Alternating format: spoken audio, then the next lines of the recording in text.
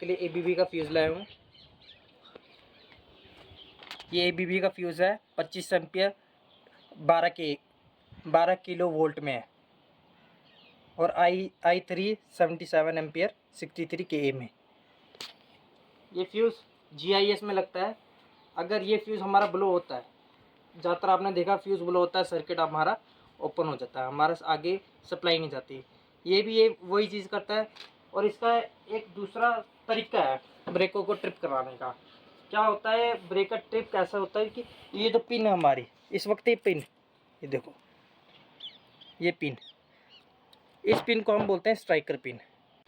तो ये जो हमारी स्ट्राइकर पिन है अप डाउन हो रही है क्योंकि ये फ्यूज़ ब्लो हो चुका है।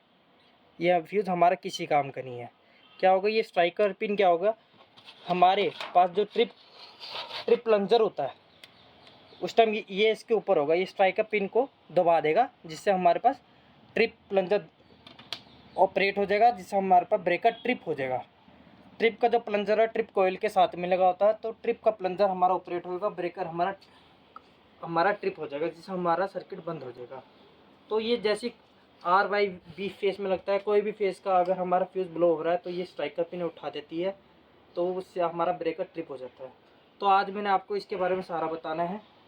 जो इसका 25 एम्पियर का है ये फ्यूज़, तो इसके अकॉर्डिंग 25 एम्पियर का है, तो कैटलॉग के अकॉर्डिंग जो 25 एम्पियर है वो 315 kV ट्रांसफार्मर में लग रहा है, जिसका मैंने कैटलॉग देखा है। तो ये ABB का फ्यूज़ है मेरे पास।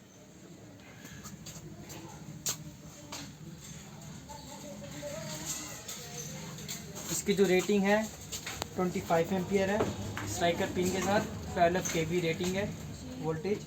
उसका मीटर मेरे पास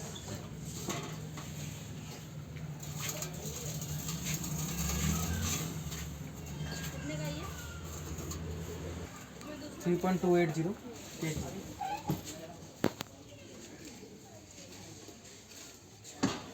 तो दोस्तों एज़ पर कैटलॉग इसका जो वेट है बड़ा है, क्योंकि कंपनी कह रही है इसका जो वेट है 3 kg होना चाहिए था, पर इसका जो वेट निकल रहा है 3.280 kg लिख रहा है। तो इसका 2.280 kg बड़ा है, तो एज़ पर कैटलॉग ये मैच नहीं कर रहा इसका वेट। तो अगर हमने कैटलॉग के अकॉर्डिंग जाए तो इसका वेट हमारा मैच नहीं हो रहा है। मैंने आपको पहले दिखा दिया है 63 K में है और I3 77 एम्पियर। I3 ऐसी चीज़ है जैसे हमने कंपनी क्या करती है, फ्यूज़ को टेस्ट करती है, जो इसका मैक्सिमम शॉर्ट सर्किट होता है फ्यूज़ को टेस्ट करती है। तो I3 हमारा 77 एम्पियर है, तो कंपनी ने इसको टेस्ट करा हुआ है, टेस्ट किया हुआ है, जिससे हमारे पास ये 73 एम्पियर में आपको ट्रिप दे देगा। तो अगर मैक्सिमम शॉर्ट सर्किट करंट जा रहा है तो इससे अब में आपका ट्रिप कर देगा ये शॉर्ट सर्किट लेवल में। पर इसका जो रेटेड करंट है वो 25 एम्पियर ही है, रेटेड करंट 25 एम्पियर है। अगर इन केस ये ओवरलोड होता है, यानी कि 25 से 35 जा रहा है, 40 जा रहा है, ये ओवरलोड केस में आ जाता है, तो वो करेक्टिव करके अकॉर्डिंग ट्रिप करेगा आपको, वो टाइम लगेगा आपका बहुत। पर अगर इन केस I3 में आता है, ये उसी वक्त आपको करेक्टिव करके अकॉर्डिंग जल्दी टाइमिंग देगा, क्योंकि अगर करंट का लेवल बढ़ जाता है तो आपको पता है करंट का लेवल बढ़ा तो टाइम का लेवल घट जाता है। जितना करंट लेवल बढ़ेगा उतना टाइम घटेगा, जिससे हमारा ब्रेकर जल्दी ट्रिप कर देगा। तो मैंने आपको इसके अंदर जो मटेरियल है वो दिखाना है, जो इसके अंदर मटेरियल है एलिमेंट है, फ्यूज़ एलिमेंट, वो आपको दिखाना है इसके अंदर क्या चीज़ होती है। तो उससे पहले मैं आपको एक फ्यूज़ दिखा देता हूँ। ये हमारे पास छोटे वाले फ्यूज़ होते हैं जो इन्वर्टर वगैरह में लगते हैं, ये कंट्रोलिंग में लगते हैं। ये LT साइड के फ्यूज़ है, 2 एम्पियर का फ्यूज़ है। ये HRC का फ्यूज़ है, LNT का 63 एम्पियर का HF टाइप में। ये हमारे पास बुशमैन का सीरीज़ का है फ्यूज़, ये भी ST का है। ये दोनों हमारे पास ST के फ्यूज़ है, ये सारे LT के फ्यूज़ है, 440 वोल्ट में लगते हैं। ये हमारे ST का फ्यूज़ है। ये बुशमैन का फ्यूज़ है, 11 kV में आता है और इसकी जो रेटिंग है 3.15 एम्पियर है। ये PT में लगता है कंट्रोलिंग में। जैसे हमने 11 kV देखनी है VCB में, जो हमें मीटर में दिख रही है 11 kV, ये इसके अकॉर्डिंग दिख रही है, क्योंकि इसके बाद जो हमारी सप्लाई जाएगी PT को जाएगी, PT से 110 वोल्टेज आएगी जो हमें मीटर में जाती है। ये हमारी कंट्रोलिंग में होता है। पर ये जो फ्यूज़ हम ये हमारे पावर ही में होता है। ये स्ट्राइक पिन होती है, इसका मैं लिमिट मैं आपको बताता हूँ इसके अंदर क्या चीज़ होती है। आज मैं इसको ब्रेक करके बताता हूँ।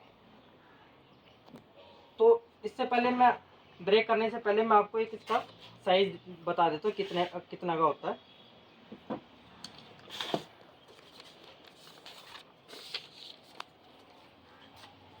तो दोस्तों ये इसका कैटलॉग में इसका कैट नंबर है। कैट नंबर के अकॉर्डिंग इसका जो वेट है 3 kg का वेट है। कैट नंबर के अकॉर्डिंग 3 kg का वेट है और डायमीटर इसका 65 mm है। तो ये डायमीटर हम देख लेते हैं। 3 kg का वेट मैंने आपको बता दिया, ये है नहीं, इससे थोड़ा अबव है, 200 ग्राम अबव है। तो 65 का इसका डायमीटर है। तो मैं डायमीटर आपको चेक करा देता हूँ ये एग्जैक्ट है कि नहीं, मैच कर रहा है कि नहीं एज पर कैटलॉग। ये इसका डायमीटर है, ये हाँ इसका हम डायमीटर देख लेते हैं। थोड़ा बहुत आएगा।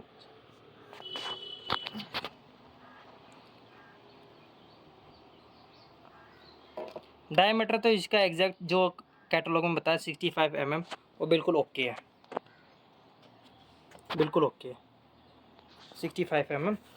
और अब मैं दूसरी चीज़ बताता हूँ जो इसकी स्ट्राइक पिन है। ये एज पर इसके स्ट्राइक पिन का साइज भी आपको कैटलॉग में अलग अलग दिखेगा। क्या इसका स्ट्राइक पिन उतना ही होता है जितना इसका प्लंजर उठेगा। तो उसको उठाने के लिए इसका स्ट्राइक पिन भी का साइज भी होता है। स्ट्राइक पिन का साइज मैं पहले आपको बता देता हूँ इसका कितना है। ये आपको जाएगा लगभग 28 mm 27 mm में जाएगा लगभग नीचे तक। लगभग ये देखो नीचे तक जाएगा तो 27-28 के समथिंग है। अब हम कैटलॉग में देखते हैं इसकी स्ट्राइक पिन का क्या होता है। तो दोस्तों ये मेरे पास स्ट्राइक पिन का है। स्ट्राइक पिन में इन्होंने बता रखा है, इसमें लिखा हुआ strike 80N medium. Strike 80N medium का मतलब है जो इन्होंने कैटलॉग में दे रखा है, ये है स्ट्राइक 80N का मीनिंग क्या होता है। अभी ये 90N है, 80N 70 10N से स्टार्ट हो रहा है। तो 80N में जा रहा है ये 28 से आगे, तो 29 के करीब जाएगा 28 mm। तो ये इसका मैक्सिमम है जो स्ट्राइक पिन का साइज होगा। 28 से अब अभी जा रहा था हमारा, सेम साइज है स्ट्राइक पिन का साइज इसका, वो एज़ पर कैटलॉग ओके है। अब एज़ पर कैटलॉग जो स्ट्राइक पिन का एरिया ऑफ क्रॉस सेक्शन का जो डायमीटर है इन्होंने बता रखा है 9 mm का है। वो भी देख लेते हैं 9 mm है कि नहीं।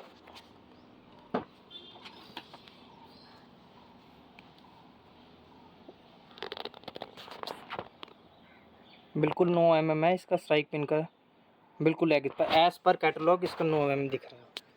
तो हमारे पास उसका डायमीटर है वो भी कैटलॉग के अकॉर्डिंग ठीक है। स्ट्राइक पिन भी ठीक है, हम 28 से अब जा रही है, 29 के करीब जा रही है mm। और ये जो इसका 9 mm का स्ट्राइक पिन का डायमीटर है वो भी ठीक है। पर इसका जो वेट है उसका वेट थोड़ा सा बड़ा है, 200 ग्राम से अबव बड़ा हुआ है इसका वेट, क्योंकि कंपनी कह रही है 3 kg का, तो इसका वेट बड़ा हुआ है। तो इसका अंदर का मटेरियल मैं आपको दिखाने के लिए इसको ब्रेक करता हूँ, देखता हूँ इसके अंदर निकलता क्या है। जो इसका पाउडर होगा, एलिमेंट होगा, किस कंपनी का बना है, क्या किस चीज़ का बना हुआ है, सब देखते हैं। तो इसको ब्रेक करके दिखाता हूँ इसके अंदर क्या निकलता है। ये पहले से फ्यूज़ बुला है तो इसमें से आपको पहले से दिखेगा। ये देखो ये पाउडर निकल रहा है पहले, ये पाउडर निकल रहा है। तो अब इसको ब्रेक करके दिखाता हूँ। जैसे बनाना इधर से, अब हम इसको तोड़ेंगे। ये हमारे पास पूरे सेफ्टी के साथ तोड़ेंगे। तो हमें दिखाना है ये AB बिट है यूज, इसके अंदर क्या निकलता है, क्या पाउडर होता है, कौन सा एलिमेंट।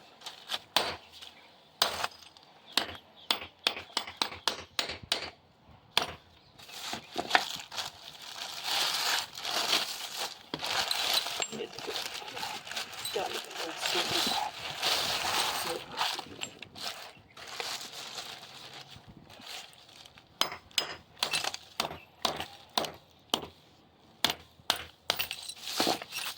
सेफ्टी के साथ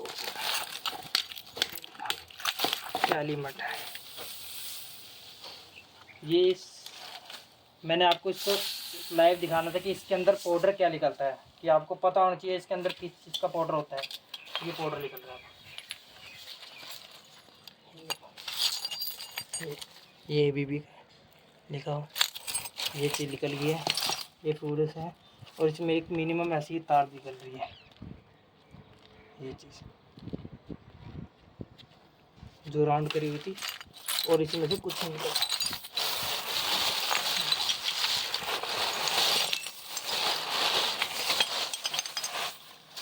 ये चीज़ निकली आखिरी फाइनल प्रोडक्ट आखिरी का हमारे पास ये चीज़ बचा हुआ है। तो अब इस चीज़ का हम क्या करें, ये तो हो गया हमारा, क्या करेंगे इसमें कुछ भी नहीं है। ये चीज़ होती है दोस्तों एक फ्यूज़ के अंदर, एसटी फ्यूज़ के अंदर। तो अब इसको ब्रेक करते हैं। हमारा स्ट्राइक पिन तो ये रहा, ये जब दबता था इसको जब हम दबाते थे ये नीचे जा रहा है, अभी भी जा रहा है। तो क्या चीज़ है ये चीज़ करते हैं आपके लिए सब कुछ। ये स्ट्राइक पिन है, ये देखो ये किस चीज़ का मटेरियल है, सिल्वर कोटिंग लग रही है इसमें, और एल्यूमिनियम है, वेट हल्का है इसका। इसी का हमने साइज अभी देखा था डायमीटर, और ये चीज़ है, ये देखो ये चीज़। तो ये तो हमारा बेस के टाइप है नीचे साइड। अब ये देखो, अब आपको फ्यूज़ एलिमेंट बताएंगे।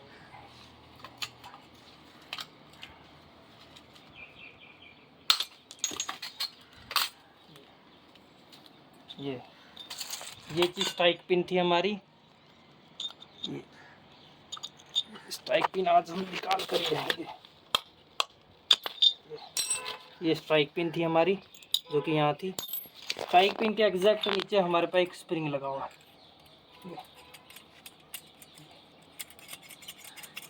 गजब आइटम बना रखी है। ये देखो स्ट्राइक पिन थी, और ये हमारा ये देखना हमने मेन है कि हमने ये सर्किट यहाँ से यहाँ कैसे जाता था।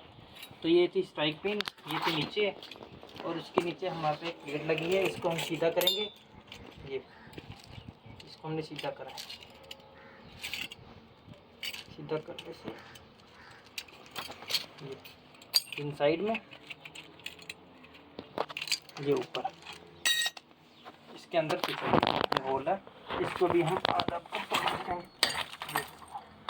ये भी एक मटेरियल है, सिंपल पत्थर है, ये बिल्कुल पत्थर है, ये पत्थर है ये। तो कुछ भी नहीं है इसमें, आपको बताता है क्या थी। ये देखो बहुत हार्ड है। अब ये देखो, आप ये देख रहे हो एक वायर जो जा रही है, ये वायर जो जा रही है, ये देखो ये जो जा रही है वायर, ये यहाँ से मेल्ट हो रखी है, ये यहाँ से मेल्ट हो रखी है पूरी। ये यहाँ पर लगी थी, और ये चीज़ थी, ये जो तार थी, ये अगर यहाँ पर टच है तो ये तार ये पूरे फ्यूज के अंदर जाती है, तो ये हमारा बेस बन जाता है। हमारा स्ट्राइकर यहाँ था और ये इधर है, इस साइड बेस फ्यूज जाता। तो ये वायर हमारे इसके बीच में से निकल रही थी, तो मतलब जितना भी था ये जो वायर थी बाहर हमारी, ये वाली पतली वाली वायर। एक और चीज़ आई, ये देखो ये हमारा स्ट्राइक पिन से नीचे की तरफ से निकला था, ये एक वायर हमारी ये है, ये हमारी ऊपर की तरफ जाती है, ऐसे गोल घूमी थी। तो उसी के निशान लगे हैं, फ्यूज़ हो रखा है ना, फ्यूज़ ब्लो हो रखा है। ये देखो ये वायर यहाँ से जा रही है, निकल रहा वायर, ये चिपकी हुई वायर है, ये देखो ये वायर, ये फ्यूज़ वायर जो थी ये वाली बाहर वाली, ये ऐसे गोल घूमकर ऐसे राउंड पे लगकर यहाँ थी। और जो ये वाली वायर थी ये शायद इसके अंदर से होकर यहाँ को आ रही थी, और एंड टू एंड को लगा रही थी, तो सर्किट पूरा हो रहा था। तो इसके अंदर से वायर तो हमारे पास कोई निकली नहीं है पतली, सिर्फ यही वायर निकली है पतली। तो ऐसी कोई वायर निकली नहीं हमारे जो कि देखो पतली ऐसी कोई वायर निकली नहीं।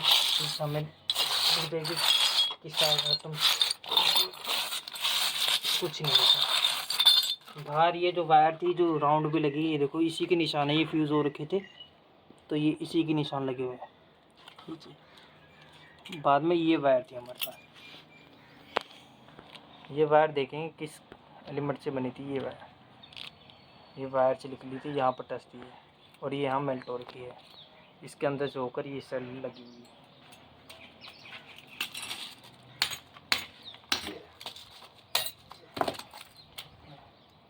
बड़ा हार्ड है, और ये कैप लगी हुई है। ये कैप यहाँ थी, स्ट्राइकर पिन का ये काम।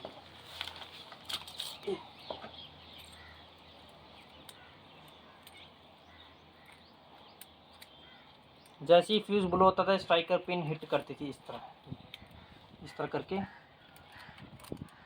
अब ये देखो, ये ऐसे जा रही है स्ट्राइकर पिन। ये देखो वायर आपको मिल गई है, ये वायर है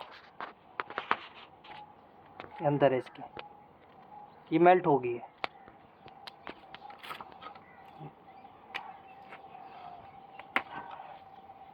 काफ़ी हार्ड वायर है, तो ये मेल्ट हो गई है आखिर में। इस स्प्रिंग को भी हम खोल के दिखाएं।